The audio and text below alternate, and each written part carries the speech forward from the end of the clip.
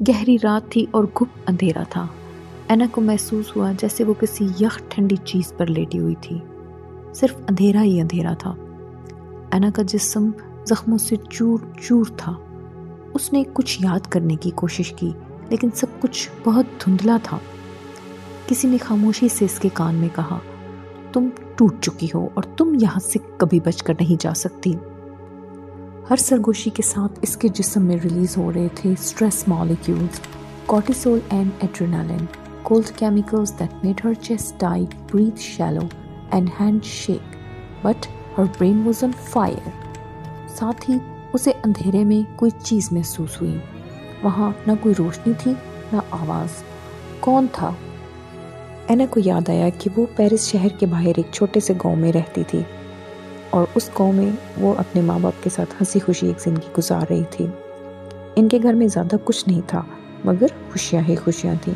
جب اینا کے بابا بیمار ہوئے تب اس نے فیصلہ کیا کہ وہ جاب کرے گی، اسی لیے پیرس شہر میں اس نے ایک سپر مارکیٹ میں ہیلپر کی جاب سٹارٹ کر دی۔ اینا کو پینٹنگز کا بہت شوق تھا۔ جیسے ہی وہ آئیفل ٹاور کے سامنے سے گزرتی تو وہ سوچا کرتی تھی کہ ایک دن میں آئیفل ٹاور کی پینٹنگ ضرور بناؤں گی۔ اس کے ساتھ ہی سب کچھ اچانک سے دھندلا ہو گیا۔ اینا نے ایک گہرا لمبا سانس لیا۔ اسی لمحے اس کے جسم میں ریلیز ہوا ایک خاموش مالیکیول، ڈوپامین۔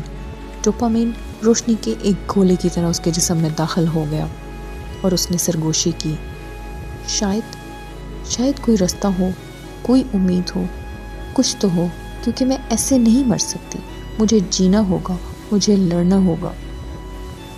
یہ سوچ کر اینا نے دھیرے سے اٹھنے کی کوشش کی لیکن ساتھ ہی وہ دوبارہ گر گئی اور دوبارہ خوف اس کے پورے جسم میں سرایت کر گیا۔ اینا کی انگلیوں میں ہلکی سی جنبش محسوس ہوئی۔ وہ آہستہ سے اٹھی۔ اسے پیاس لگی ہوئی تھی مگر شدید نکاہت کی وجہ سے اس سے اٹھا نہیں جا رہا تھا۔ اچانک روشنی کی ایک لہر نے اس کے پورے جسم کو اپنی لپیٹ میں لے لیا۔ یہ کون تھا؟ اس کے اپنے مسلز کی کنٹریکشن سے پیدا ہوئے تھے ہوپ مالیکیولز، مایوکائنز، جنہوں نے اینا کی پرانی طاقت کو زندہ کر دیا جو کہ وہ بھول چکی تھی۔ کسی نے اینا سے کہا، تم اپنی سوچ سے بھی زیادہ مضبوط ہو۔ اینا کو ایسے محسوس ہوا جیسے کسی نے بہت محبت سے اس کی کمر پر ہاتھ رکھا ہو۔ These myokines travel to brain. اب اینا کو پوری طرح یاد آ چکا تھا کہ ہوا کیا تھا۔ 1 سال پہلے اینا کے ڈپارٹمنٹل سٹور میں ایک نیا مینیجر اپوائنٹ ہوا تھا۔ اس کا نام تھا ڈینیل۔ ڈینیل کے پاس ایک بہت بڑی گاڑی تھی اور وہ اینا میں بہت دلچسپی لیتا تھا۔ وہ اینا کو روز نئے نئے گفٹ لا کر دیتا، اینا کو گھمانے کے لیے لے کر جاتا اور ویکنڈ پہ وہ اور اینا ساتھ کھانا کھاتے تھے۔ وہ اینا کو مہنگی چیزیں لے کر دیتا جس سے اینا کو اچانک یہ محسوس ہونے لگا کہ جیسے اس کی زندگی کی ساری کمیاں پوری ہو گئی ہیں، کیونکہ روزمرہ کی محنت کے پاس اینا کے پاس اتنے پیسے بچتے ہی نہیں تھے کہ وہ کبھی اپنی خواہشیں پوری کر سکتی، کیونکہ سارے پیسے تو گھر کے کھانے، اخراجات اور ماں باپ کی دوائیوں پر لگ جاتے تھے۔ ایک دن ڈینیل نے اینا سے کہا کہ اینا کل ہم لانگ ڈرائیو پر چلیں گے۔ You have survived before and you are still alive. Hope is not a feeling. Hope is a chemistry and chemistry can change. اینا کھڑی ہو گئی اور وہاں اچانک روشنی ہو گئی۔ جنگل روشن نہیں ہوا تھا بلکہ اینا اندر سے روشن ہو چکی تھی۔ اینا نے دوڑنا شروع کیا اور ہر کنٹریکشن کے ساتھ ہوپ مالیکیولز بڑھتے گئے۔ اینا دوڑتی گئی اور اس کے جسم کے اپنے مایوکائنز اپنی اینٹی ڈپریسنٹ فیکٹری ریلیز کر رہی تھی۔ یہ مالیکیولز اندھیرا آہستہ آہستہ چھٹنے لگا یہاں تک کہ ہلکی روشنی ہو گئی۔ اندھیرے میں دور اینا کو ایک جھونپڑی نظر آئی۔ اس جھونپڑی میں ایک بڑھیا تھی۔ اینا نے زور سے دروازہ کھٹکھٹایا اور اندر سے ایک بہت کمزور سی آواز آئی۔ کون ہے؟ اینا نے کہا، میری مدد کرو، پلیز میری مدد کرو، دروازہ کھولو۔ اینا زور سے ہانپ رہی تھی۔ اتنے میں اس بوڑھی عورت نے دروازہ کھولا۔ اینا نے کہا، کیا آپ کے پاس پانی ہے؟ مجھے بہت زور سے پیاس لگی ہے۔ بوڑھی عورت نے اینا سے کہا، ڈرو نہیں بیٹا، بیٹھو، اس نے اسے کمبل دیا اور گرم شوربہ دیا۔ اس کے ساتھ ہی اینا کا جسم ریلیکس ہو گیا اور اینا کے ہوپ مالیکیولز بڑھنے لگے۔